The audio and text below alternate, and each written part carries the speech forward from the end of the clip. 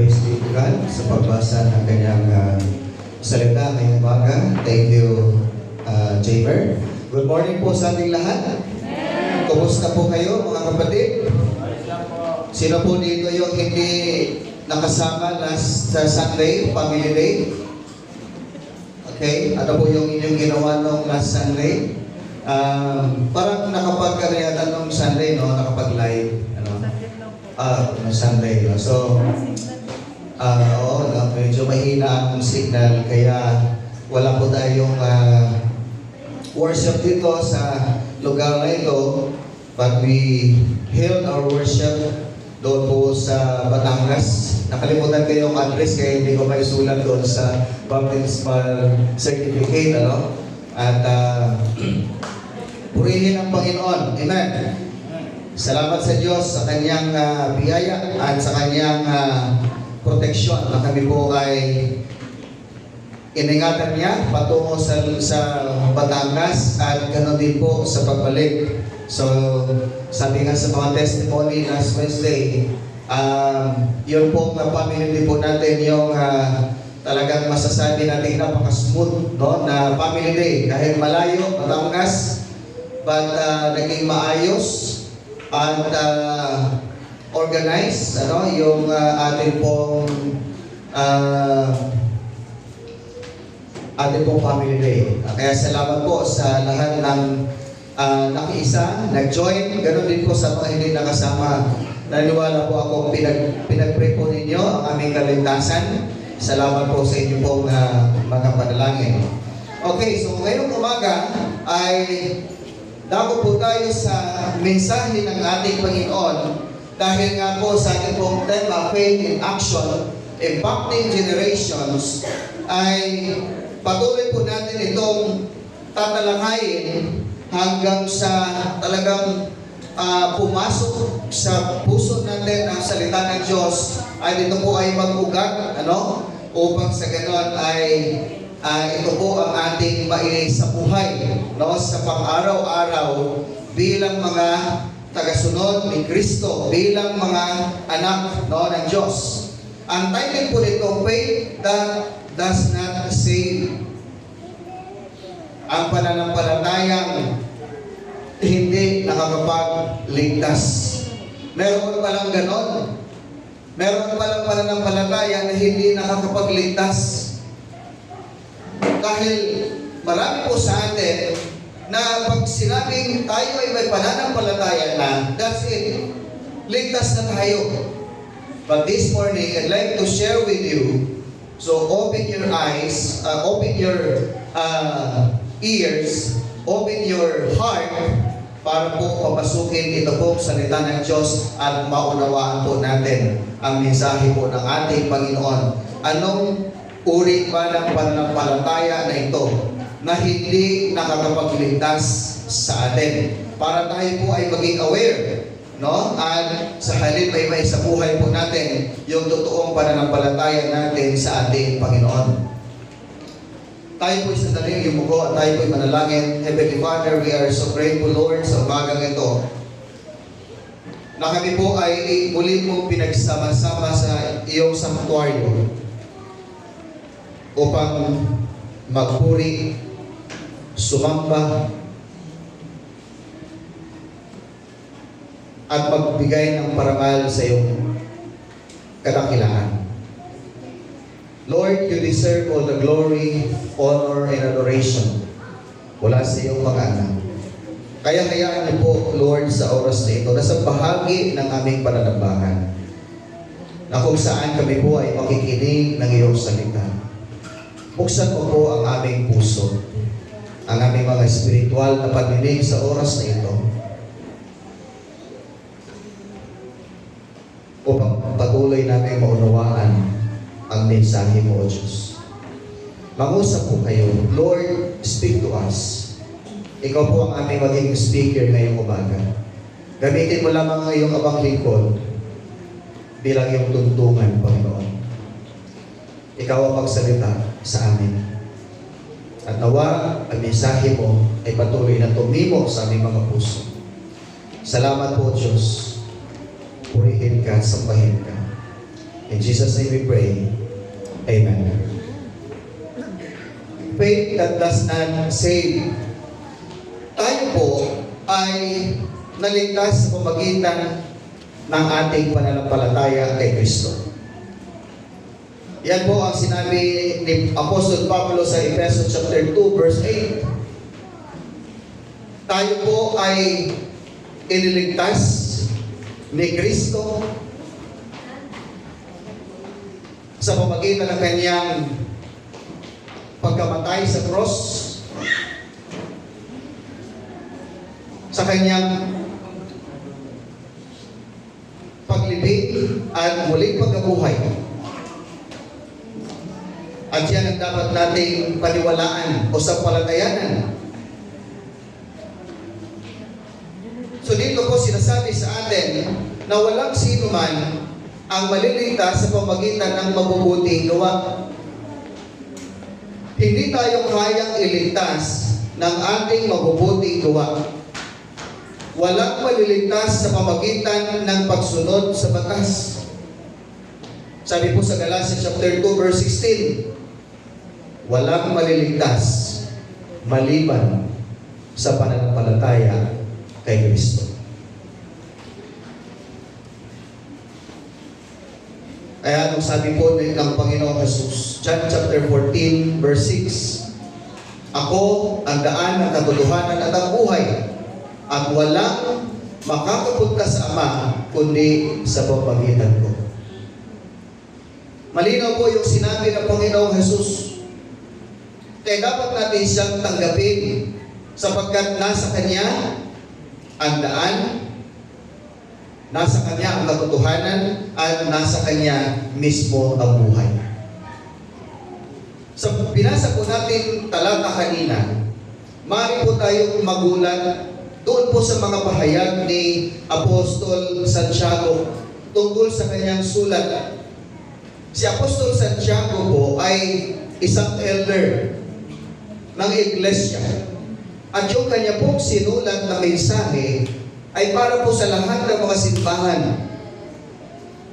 To all Christian church. At kung titignan po natin, basahin po natin mabuti the whole chapter or the whole book ng Santiago, ay makikita po natin dito kung paano po tayo mamuhay bilang isang mananampalataya. Itinuturo po dito sa atin. At yung binasa po kanina, maaari pong isipin natin na tila ito ay contradiction doon sa sulat ni Apostol Pablo. Na sinasabi ni Apostol Pablo na hindi na natin kailangan sumunod sa kautusan, hindi natin kailangan gumawa ng mabuti para tayo ay maligtas.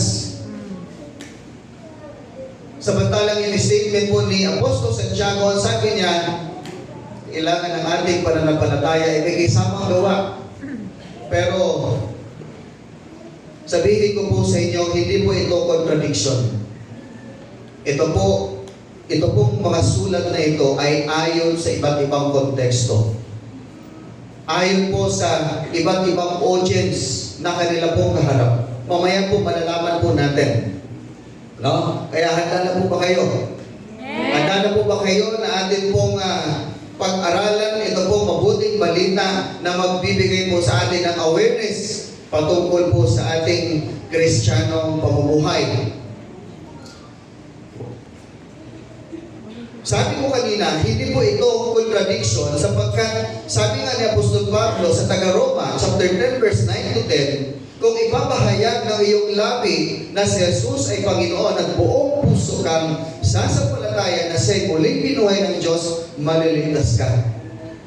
So sa madaling salita, sabi ni Paul, kung ipapahayag ng iyong labi na si Kristo ay Panginoon, ibig sabihin, kailangan mong sabihin, kailangan ipahayag mula sa mga labi mo na si Kristo ay Diyos at Panginoon. Okay? Now, ano ang pananampalataya na ito na sinasabi po ni Apostol Santiago na hindi nagliligtas? Okay? Number 1, faith does does not, faith that is mere, kulang pala yung sinulat ko, sorry. Faith that is mere profession that does not save. Sa Tagalog na lang natin sa banggitin. Ang pananampalataya sa salita lamang na walang kasamang gawa, ito ay ang pananampalatayang hindi magliligtas o hindi nakapagliligtas. Yung pananampalatayang hanggang bibig lamang, yung pananampalatayang hanggang sa yung sinasabi lamang natin at walang kasamang gawa. Ano po ang sabi sa binasa natin kanina, verse 14, mga kapatid, ano ang magpapala ng isang tao kung sabihin man niyang siya ay may pananampalataya, ngunit hindi naman niya ito pinapatunayan sa mga gawa? Maliligtas ba siya ng ganoong uri ng pananampalataya? Hindi po ito isang tricky question, but this is a question na kung saan ay realidad sa ating buhay. Napakadaling unawain ang katanungan na ito. Maliligtas ba siya ng ganoong uri ng pananampalataya? Yung sasampalataya lang ng tao sa pamagitan ng kanyang bibig, nung kanyang sinasabi lamang at wala itong kasamang gawa. Binigyan po dito ng diin yung salitang sabihin.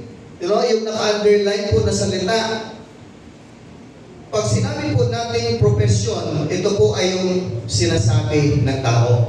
Hindi po ito yung trabaho ng isang tao na kung saan ay talagang pinagugulan niya ng panahon, training, skills. Hindi po yung ganong profesyon. Yun pong sinasabing profesyon po dito ay yun pong ating mga sinasabi. Okay? Yung ating sinasabi. So,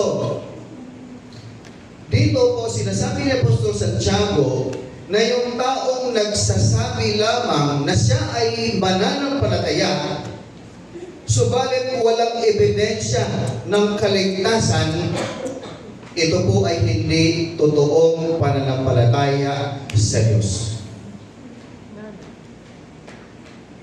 Dahil hindi ito nagpapakita ng bunga ng pananampalataya. Sabi nga ng mga Bisaya, wala kang ebidensya. Walang ebidensya na makita sa buhay ng isang tao na siya ay isang mananampalataya at tagasunod ni Kristo. Ang kanyang sinasabing pananampalataya ay hindi nagbubunga.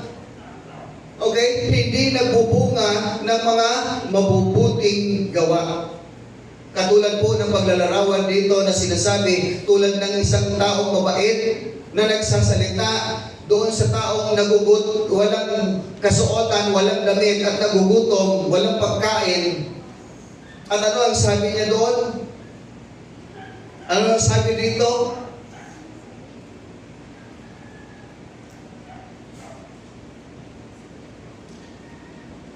Ay sabi niya, ang isang kapatid ay walang maisuot at walang makain. Kung sabihin ng isa sa inyo, patnubayan ka nawa ng Diyos, magbihis ka at magpakabusog. Ngunit hindi naman siya binibigyan ng kanyang kailangan, may mabuti bang maidudulot sa kanya iyon? Merong taong lalapit sa iyo, walang damit, walang makain, kaya gutom na gutom. Tapos pagkaganda-ganda, pagkagara-gara ng iyong kasuotan. Tapos meron ka pang bit-bit na masasarap na pagkain. At lalapit sa iyo yung taong ito, sasabihin, pwede po ba makahingi ng damit at pagkain man lamang? Dahil ako ay nagugutom. Ano ang sasabihin ng taong nanampalataya lamang siya sa kanyang sa pamagitan ng bibig? Ano sabi niya? Patnubayan ka nawa ng Diyos, magbihis ka at magpakabusog. without giving something, wala ka pa namang binigay doon sa tao na nanghihingi sa iyo, kahit man lamang pagkain, tapos sasabihin mo, umayo ka, magpakabusog ka. Ganun ba yun?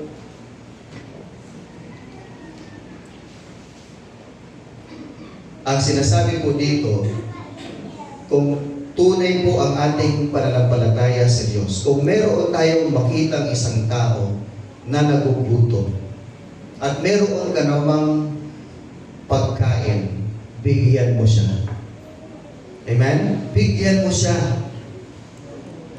Yun po ang totoong may pananampalataya sa Diyos. Kung hindi mo kaya ibigay yung lahat ng pagkain mo, kahit kalahati lang, o yung kaya niya lamang kainin, para maipakita mo na meron kang pananampalataya. Dahil yung iyong ginawa, ay yun po ay merong pag-uudyok sa iyo ng pag-ibig ni Kristo sa buhay mo.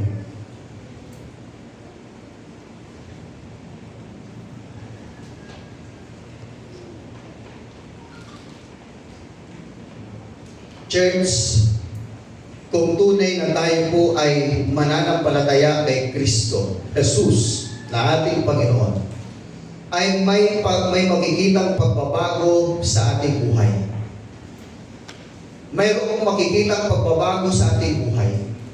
Ano po ang sabi ni Apostol Pablo sa 2 Corinthians chapter 5, verse 17? Ang sabi niya, kaya kung nakipag-isa na kayo kay Kristo, o kay Kristo ang isang tao, isa na siyang bagong nilalang. Wala na ang dati niyang pagkatao, sa halip ito'y napalitan na ng bago. Anong ibig sabihin yan? May pagbabago sa kanyang behavior, sa kanyang identity, maging sa kanyang nature o yung kanyang kalikasan. Kung dati ang isang tao ay madamot, subalit sa ay nakakilala na kay Kristo at isinasabuhay niya ang tunay niyang pananampalataya, ang dati niyang pagiging madamot ay binabago na ng Diyos, ngayon ay nagiging mapagbigay na. Amen? Kung ang isang tao ay dati ang kanyang behavior ay madali siyang mag-init ang kanyang ulo, ngayon na siya ay na kay Kristo na, marunong na siyang magpasensya.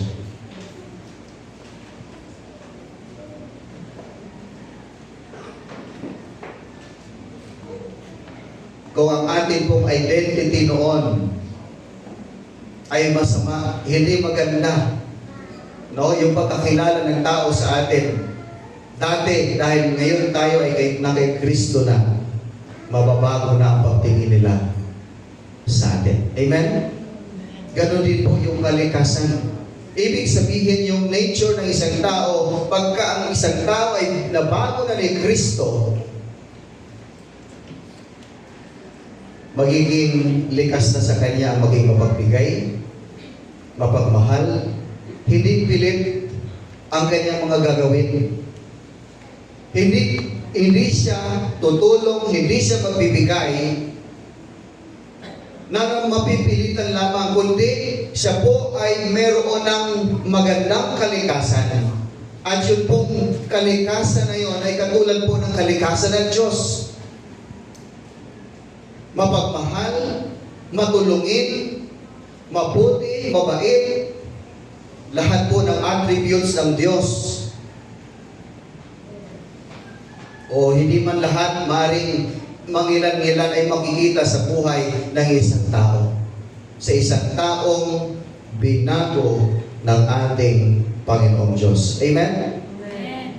Mayroong pagbabago sa kanyang buhay. May pagbabago sa kanyang buhay, ganoon din sa paraan ng kanyang pamumuhay. Binabago yun ng Diyos.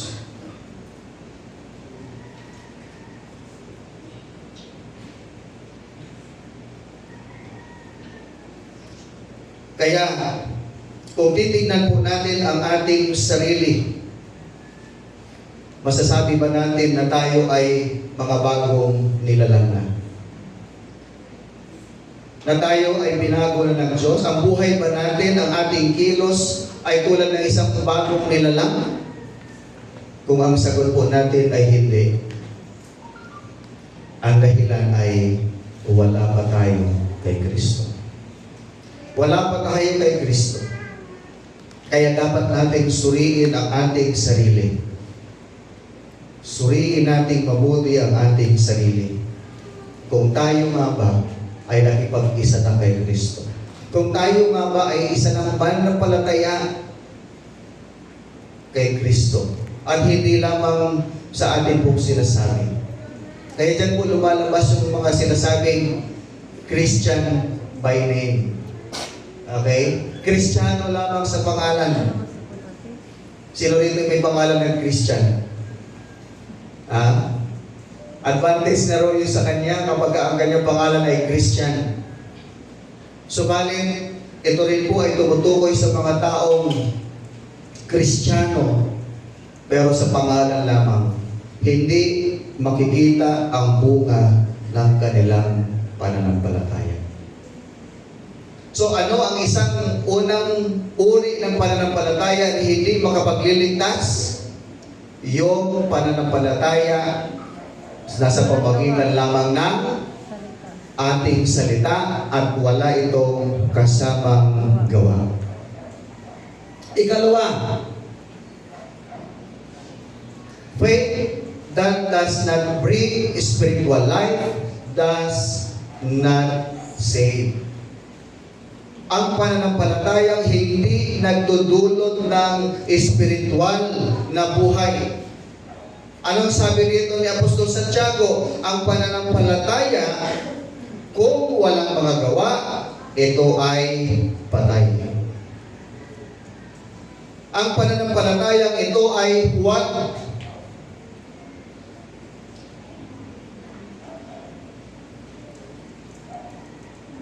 At ang pananampalatayang ito ay hindi parang bata na nagtitiwala kay Kristo.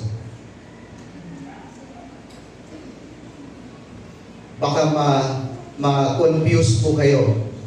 Ito yung pananampalataya na hindi parang bata na nagtitiwala kay Kristo. Kung tutuusin, ang pananampalataya po ng bata ay hindi dapat natin questionin. Hello? Kaya lang, madalas po nating naiugnay yung bata kapag meron pa tayong nakikitang bata sa pananampalataya. Ibig sabihin, immature. Okay? Immature ng pananampalataya. Nauugnay natin ito sa mga bata. Pero kung titignan po natin mabuti at aralin po natin, yung pananampalataya po ng mga bata ay napakalalim. Napakalalim. Bakit? Yung kanilang pinapakita, totoo. Dahil ang bata, hindi po sila nagsisinungaling. Kung ano ang kanilang nararamdaman, sinasabi nila yon.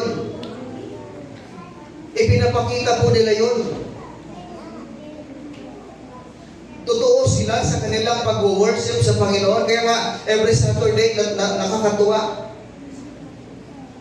Lagi natin sinasabi sa mga bata, every Saturday, na tayo ay nandito hindi para lamang maglaro, kundi nandito tayo para magsamba sa Panginoon. Mag-worship sa Panginoon. Kaya every time we have Saturday school ay mayroong opening prayer, mayroong kantahan, awitan, sayawan. Kasi napakasarap pong umawit at sumayaw sa harap ng ating Panginoon.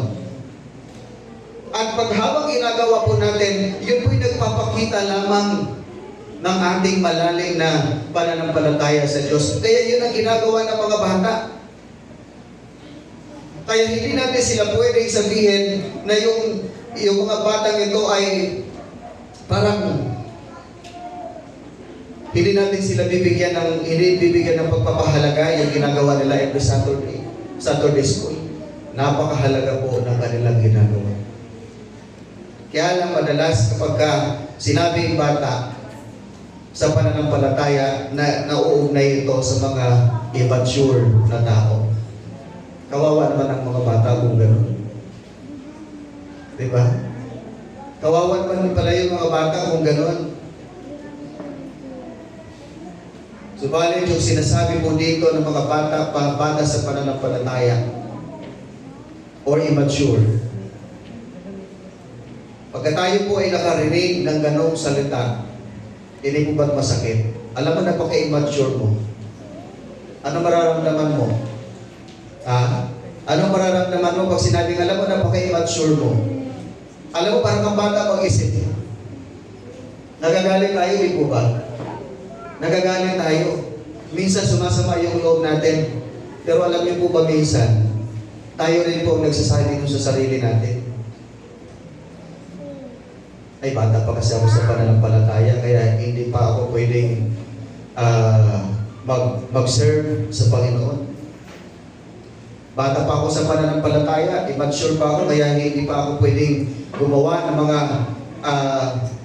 bagay na sa paraang paglingkuran ng Panginoon. Tayo rin mismo yung nagsasabi nun. Pero ginagamit natin yon para maging rason na lamang. Ano? Para magiging dahilan na lamang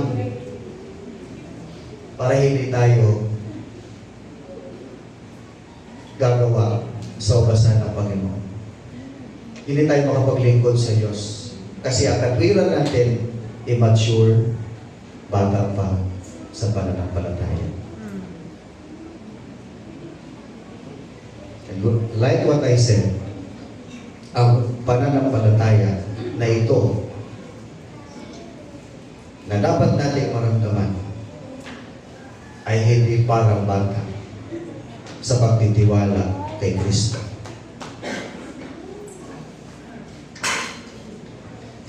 Itong sinasabi pong pananampalataya na hindi nagdudulot ng espiritual na buhay ay yung pananampalataya ngunit walang laman. Empty. Walang laman, walang buhay yung pananampalataya nito. Ang pananampalataya ito ay huwag. Subalit, ang tunay na pananampalataya kay Kristo ay laging nagdudulot ng bagong buhay. Amen? Amen. Sabihin natin, ang tunay na pananampalataya kay Kristo Ang tunay na pananampalataya kay Kristo ay laging nagdudulot ng bagong buhay. Amen. Palakpakan natin ang Panginoon.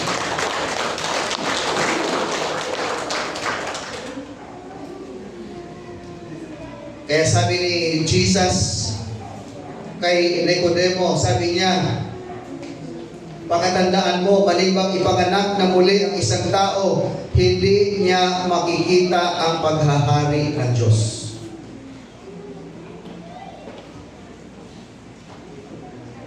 Ibig sabihin, ang isang tao ay dapat maging born again. Upang sa ganon ay makikita niya ang paghahari ng Diyos. Kailangan siyang ipanganak muli sa tubig at sa Espiritu. Sa tubig, kaya nagkaroon po tayo ng water baptism last Sunday. Sa Espiritu, sa pamagitan ng pagtanggap kay Jesus bilang Panginoon at personal na tagapagligtas, at doon po mananahan ang banal na Espiritu sa ating buhay.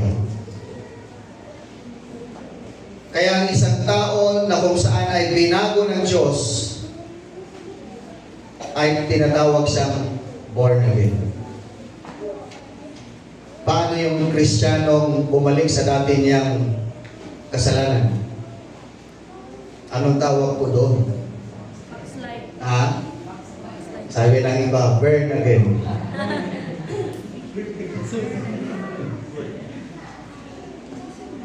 Yes. Backslide. No, backsliding. Pagtalikod. Alam po ninyo, yan ang pinakamatindi at pinakamahirap na gagawin po ng isang Kristiyano. Yung talikuran niya ang kanyang pananampalataya sa Diyos.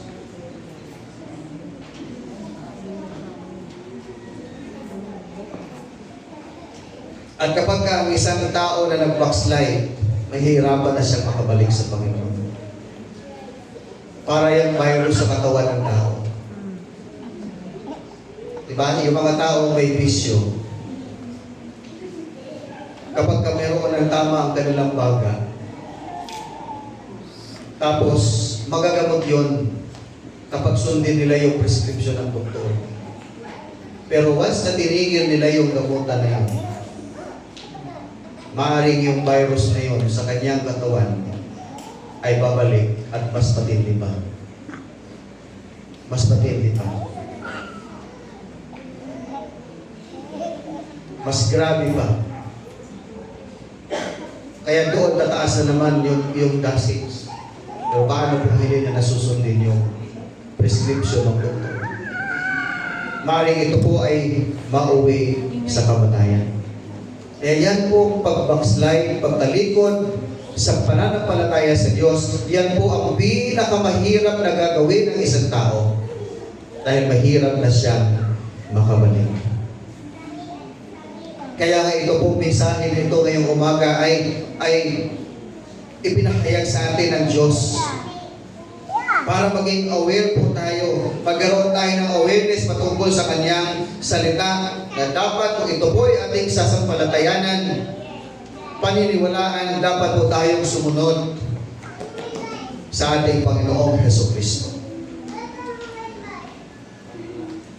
Subalit pagka ang tao naman ay lumapit at magpakumbaba, magpasakop sa ating Panginoon, lahat po ay maliligtas at hindi itinataboy ng Diyos. John chapter 6 verse 37, lalapit sa akin ang lahat ng ibinibigay sa akin ng Ama at hindi ko itataboy kailanman ang sino mang lumalapit sa akin. Wow! Purihin ng Diyos, palakpakan natin ang Panginoon. Kung ikaw ay naniniwala na pinili ka ng Diyos, ano sabi ng Panginoon? Hindi Kanya itataboy. Ano man ang kasalanan mo noon, sino ka man at anumang uri ng iyong pamumuhay, hindi ka itataboy ng Diyos basta ikaw ay handang bumalik sa Kanya. Basta handa kang lumapit sa ating Panginoon na mayroong pagpapakumbaba sa iyong puso. Makita po natin yung paanyaya po ng ating Panginoong Hesukristo ay para po sa lahat ng tao, sa sino mang tao. Ibig sabihin, ano man ang kalagayan ng isang tao, lahat po yan ay welcome sa harap ng ating Panginoon. Hindi niya yan itataboy. At ang sino mang tumatawag sa Kanya ay maliligtas kahit nasa bigit na siya ng kamatayan. Romans chapter 10 verse 13, dahil sa sinasabi sa kasulatan, maliligtas ang lahat ng tumatawag sa Panginoon. Lahat ng tumatawag na mayroong pananampalataya sa Diyos. Yung may pananampalataya sa ating Panginoon. So church, ang ating pananampalataya sa ating Panginoon ay dapat nagdudulot ng bagong buhay. Mayroong paglago at mayroong bunga na spiritual.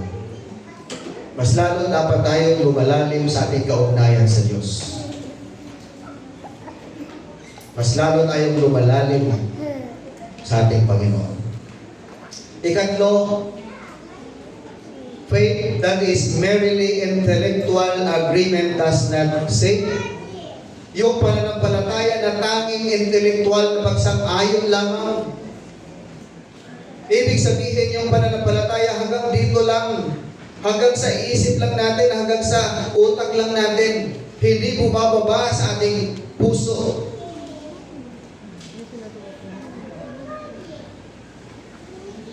Dahil sabi nga dito sa Santiago, binasa natin kanina, sumasampalataya na ka na may Diyos o nag-iisang Diyos, hindi ba mabuti yan? Ang mga demonyo man ay sumasampalataya rin at nanginginig pa.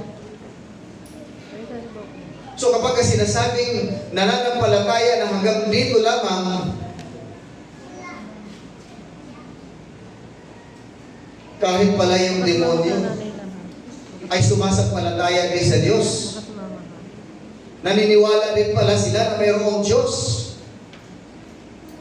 At sabi nga dito, nanginginig pa sila kapag naiisip nila yon.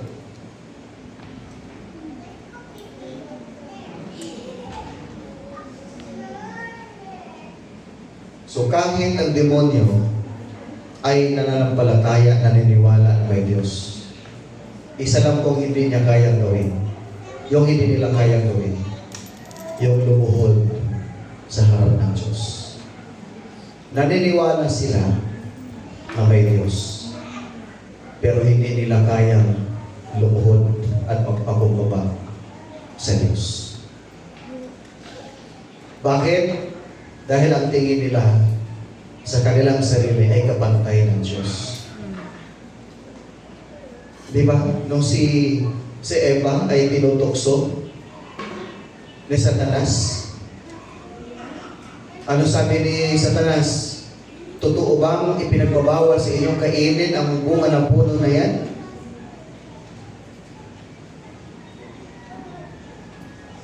O totoo bang mamamatay kayo kapag kinain ninyo ang bunga ng puno na yan? Sabi niya, hindi.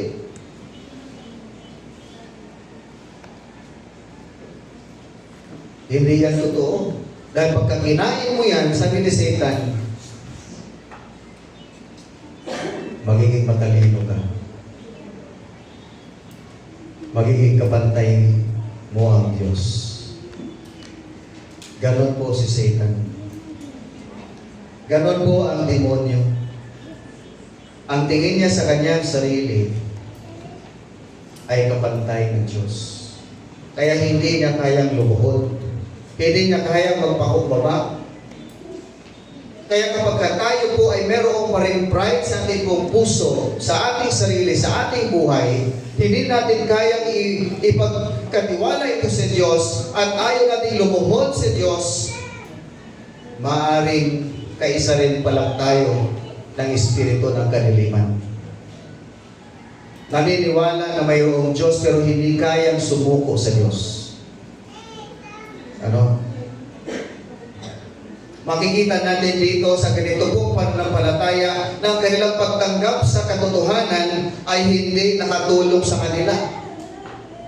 Hindi sila lumalago, hindi sila nagbubunga. Kaya hindi po ito nakatulong sa kanilang buhay dahil wala pa rin pagbabago ang buhay nila. May mga tao di naman na maaaring sumasang-ayon sa mga katotohanan ng Ebanghelyo at dahil din ito ay hindi nag-ugat sa kanyang puso, ang Ebanghelyo ay madali lang mawala sa kanila. Kaya dapat ang salita po ng Diyos, kailangan po natin itong ipaabutin sa puso natin. Hayaan natin ito sa puso natin na mag-ugat. Dahil kapag ang salita ng Diyos na ating pong narinig, hindi natin ito hinayaan na mag-ugat, maaaring yan ay kunin, agawin ng demonyo ni Satan ng ating kaaway. Para hindi tayo magawa magtiwala sa ating Panginoon. Yung pananampalatayang hanggang intelektual lamang na pagsang-ayon ay hindi tunay na pananampalataya. Ito po yung katulad nung nangyari sa panahon po ni Apostol Pablo nung nasa iglesia siya ng Galacia. Ang sabi niya rito sa Galatia chapter 1 verse 6, nagtataka ako kung bakit kayo dali ninyong tumalikod sa Diyos na tumawag sa inyo sa pamagitan ng kagandahang loob ni Kristo at ngayon bumaling agad kayo sa ibang magandang balita. Ito po yung sinasabi ko kanina na kung titignan po natin statement ni Apostol Pablo, parang may contradiction doon sa sinasabi ni Apostol Santiago. Sapagkat ano bang sabi ni Apostol Santiago no, sa Galacia? O ni Apostol Pablo? Noong panahon po ni Apostol Pablo sa Galacia, lumitaw ang katanungan kung dapat pang sundin ang kautusan ni Moses para maging Kristiyano. Sabi ni po Pablo, hindi na. Sa katunayan, ang matibay na saligan ng buhay na nakaugnay kay Kristo ay ang pananampalataya. Sa pamagitan ng pananampalataya, pawawalang sala ng Diyos ang lahat. Noong panahon kasi ni Apostol Pablo, ang kanya pong itinuturo, ipinipreach sa mga tao na nandoon sa iglesia. Sila po ay maliligtas dahil sa kagandahang loob ng Diyos at sa pamagitan ng pananampalataya kay Kristo. Nas pagka sila ay maniwala na si Kristo ay namatay, ipinako sa cross, namatay, inilibing at muling nabuhay, yun po ang totoong gospel, yun ang totoong pananampalataya. Yung tatanggapin mo, yung ginawa ni Kristo, paniwalaan mo siya na namatay siya para sa iyo.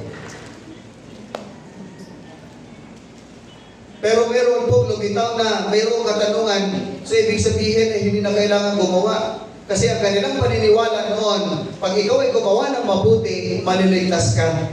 Pag ikaw ay gumawa ng mabuti, Kristiyano ka na.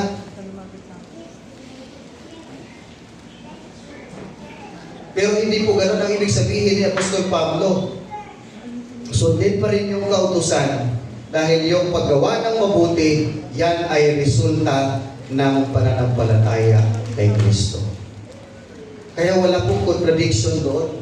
Kaya noong nabalitaan niya na marami pong Kristiyano doon sa Galacia na tumalikod doon sa katuruan na itinuturo niya, nagalit po itong si Apostol Pablo. Disappointed siya sa mga Kristiyano doon. Bakit? Sapagkat napakabilis nilang maniwala doon sa mga maling katuruan. So bakit nga ba gano'n ang nangyari sa kanila? Ang bilis nilang maniwala, bumalik sa ibang katuruan dahil yung itinuro sa kanila ni Apostol Pablo na salita ng Diyos, hindi po nakaugat sa kanilang puso. Hindi yung nakaugat sa kanilang puso. The same thing with us. Pagka ang salita po ng Diyos ay hindi po natin pinapahalagahan sa ating buhay, hindi natin ito inilagay sa puso natin, hindi natin hinayaan na mag-ugat ito, madali po itong agawin ng kaaway. Madali itong agawin. Kaya nga, meron pong parable si Jesus patungkol po sa naghahasik. Na mayroong naghasik doon sa daanan, may naghasik doon sa batuhan, may naghasik doon sa dawagan, at may naghasik ng binhi doon sa matabang lupa. Yung binhi na sinasabi ron ni Jesus ay walang iba kundi yung salita ng Diyos. Yung unang binhi na itinanim doon, na tanim doon sa daanan, hindi po ito lumago. Tinuka ito ng ibon. Ay ibig sabihin, kinuha agad, inagaw agad ni Satan sa kanyang puso, sa buhay niya. Napakinggan niya lang yung salita ng Diyos, pero ilang oras lang wala na. Sumunod yung po nga paglalarawan ng binhi na nahulog doon sa batuhan. Nag-ugat ng konti, pero dahil hindi po ito nakatanim doon sa lupa, ito po ay tumubo, pero madali lang ding namatay. Ibig sabihin, yung isang nakarinig ng salita ng Diyos, dumating sa kanya ang mga pagsubok, hindi niya ito nakayanan. Kaya may mga Kristiyano na nagbabackslide. May mga Kristiyano na tumatalikod sa Panginoon.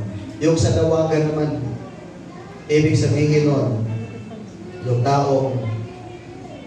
tao po na nakarinig ng salita ng Diyos, na kung saan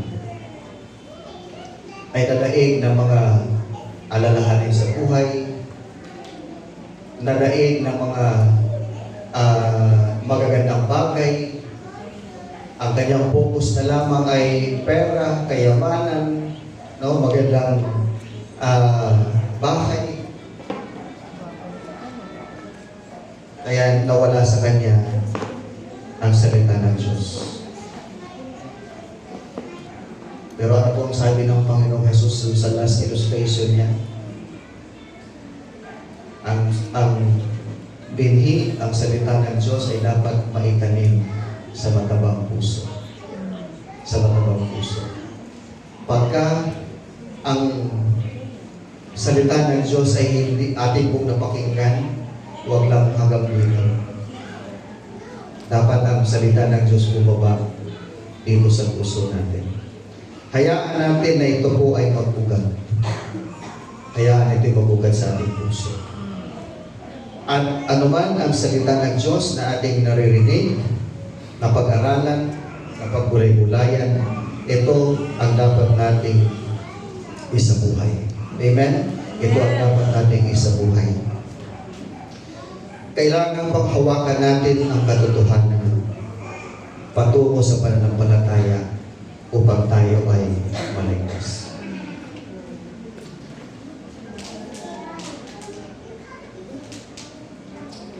Sa ating po pagtatapos, meron pong example dito si Apostol Santiago. Ito po yung halimbawa ng buhay, no? Buhay na pananampalataya, buhay hindi patay, no? Na pananampalataya. Inilarawan niya yung pananampalataya ni Abraham. Abraham trusted God and it moved him to obedience. Natok na yata ako dyan ng habang nagtatay. Hindi na maintindihan.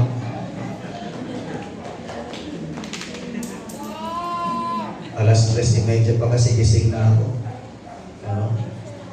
So Abraham trusted God and it moved him to obedience. Nung si Abraham po ay tinawag ng Diyos, siya po ay agad na sumunod. Wala nang patumpik-tumpik pa. Kumbaga, wala siyang maraming dahilan. Agad na siya ay sumunod sa tawag ng Diyos sa kanya. Kaya yung kanyang pananampalataya sa Panginoong Diyos ay nagdulot ng mabubuting gawa. Okay? Nagdulot ng mabubuting gawa. At siya ay nakilala bilang kaibigan ng Diyos. Bilang kaibigan ng Diyos. And another example, yung pananampalataya ni Rahab. Rahab's faith caused her to save the Israeli spies. Yung panahon po na yan na kung saan sila po ni Moses at yung ibang mga Israelita ay papasok na doon sa Kanaan. Pero mayroong isang lugar doon, may isang bayan na kung saan ay pinapatiktikan para makita nila at malaman nila kung ano ang kahinaan at kalakasan ng bansang ito. So, nagpadala sila ng mga spy, mga maninintig. Pero sila po ay nagtatago. Ngayon, it so happy na ito pong mga spies na ito ay nagtago po sa bahay ni Rahab. Si Rahab po ay isang bayarang babae.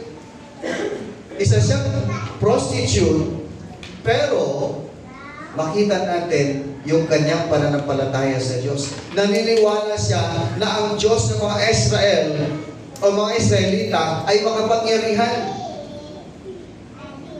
Kaya sabi niya sa mga espiya na ito na sabihin niyo rin sa inyong Diyos na iligtas kami. At dahil sa kanyang pananampalataya sa Diyos, ito pong mga espiya na ito ay itinuro niya kung saan sila dapat dadaan para hindi sila makita ng mga kababayan ni Rahab. So hanggang sa sila po ay itong mga espiya na ito ay nakabalik doon po sa kasama nila mga Israelita. At nung sila po ay nilusog na nila ito pong bansa ni Rahab, Alam po ninyo kung sino ang buhay lamang? Si Rahab at yung kanyang pamilya. Bakit sila naligtas? Dahil po sa pananampalataya ni Rahab sa Diyos. Naniniwala si Rahab, no? Sa kabila ng kanyang kalagayan, sa kabila ng kanyang pagiging makasalanang babae, pero naniniwala siya na mayroong Diyos na makapangyarihan na magliligtas sa kanila. Kaya po itong si Rahab at yung buong pamilya, sila po ay hindi kasama sa mga pinatay ng mga Israelita. Church, ang sino mang tao na naglalagay ng kanyang pananampalataya kay Kristo bilang Panginoon at tagapagligtas ay mayroong buhay na pananampalataya. Amen? Mayroong buhay na pananampalataya, hindi patay. Kapag ito ay hindi sa salita lamang, kundi mayroong kasamang gawa. Amen. No? Ulitin ko, ano sabi ng Apostol Santiago? Ang pananampalatayang walang kasamang gawa ay patay. Kaya tayong mga mananampalataya ay dapat makita ang mga magagandang gawa sa buhay po natin. At masasabi natin na yung faith natin kay Lord, hindi fake. Sabihin mo sa katabi mo, hindi fake yung pananampalataya mo. Totoo yan, yung pananampalataya mo kay Kristo. Amen? Laban lang. Hindi yan fake, hindi yan pakitang tao. Yan ay totoong pananampalataya kay Kristo. At itong pananampalataya na ito is very biblical. Ibig sabihin, yan talagang pananampalataya na yan ay nakatala sa Biblia. Kaya huwag mong isipin na mahirap itong makamit. Huwag mong isipin na mahirapan kang gumawa ng mabuti sa iyong kapwa. Huwag mong isipin na mahirap maglingkod kay Lord, sapagkat kung totoo ang iyong pananampalataya, madali mo lang makamit yan. Madali mo lang magawa yan. Amen? Amen. Madali lang maglingkod kay Lord. Lalo na kapag ginagawa mo ang paglilingkod mo na mayroong kagalakan sa puso mo, napakagaan, napakasarap sa pakiramdam kapag ang ating pong pananampalataya ay totoo. Ang pananampalataya na may kasamang gawa ay tugon ng isang makasalanan sa pag-ibig ng Diyos na pinakita sa cross. Ito ay pagtitiwala kay Jesus ng pananampalataya ng isang bata. Kaya, kung meron man tayong pananampalataya, mas masarap, mas maganda na ang pananampalataya na yun ay katulad ng pananampalataya ng isang bata. Hindi dahil immature o bata pa sa pananampalataya, kundi yung pananampalataya ng bata napakalalim, totoo, tapat.